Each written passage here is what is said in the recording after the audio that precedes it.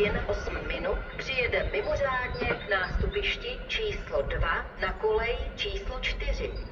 Pociąg osobowy numer 3421 linii S9 przewoźnika Czeskie Dráhy do stacji Czeski Cieszyn, planowy odjazd o godzinie 16:08, wjedzie wyjątkowo na peron numer 2 na tor numer 4.